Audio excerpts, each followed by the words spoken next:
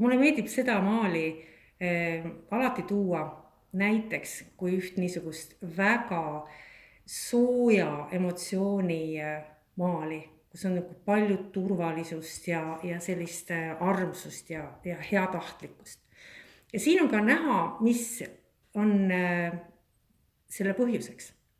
No niisugused ümarad vormid üldreeglina, alati on jutt üldreeglitest, tekitavad niisugust positiivset tunnet vaatajas.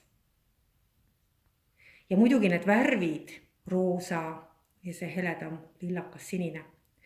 Ja maali keskpunkt, kuldne ooker, asub ka täpselt maali keskel, silm ei pea seda kusagilt otsima. Et see on nagu niisugune maal, mis teeb vaatajale selle maali vaatamise, selle maaliga suhtlemise hästi kergeks, õhuliseks, õnnelikuks. Nüüd üks teine maal.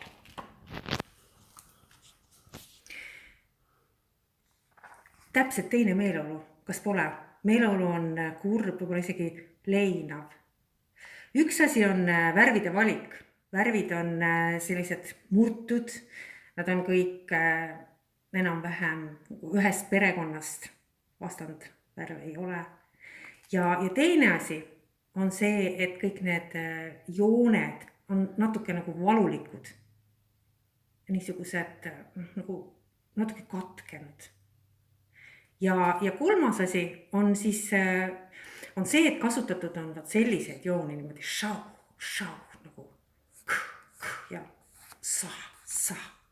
Ja need kõik ka tekitavad vaatajas nagu mingi sellise meeleolu, eriti kui need värvid neid jooni rõhutavad. Ja maal kokkuvõttes on loomulikult suurepärane, sellepärast et see meeleolu lihtsalt, no kui sa seda vaatad, siis see meeleolu kandub sinu poole niimoodi täie maksimaalsusega. Muidugi, kui inimene jalutab kunstisaalis, siis ta ei mõtle kõigile nendele asjadele. Lihtsalt see toimub temaga, sest et kunstnik on seda kõike teadnud.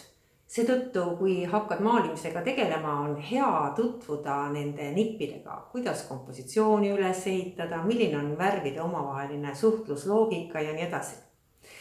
Ja kui sa ei taha kunstnikuks saada, siis ikkagi on hea seda kõike teada, sest et see võib muuta sinu elamuse teiste kunstnike töödest veel sügavamaks.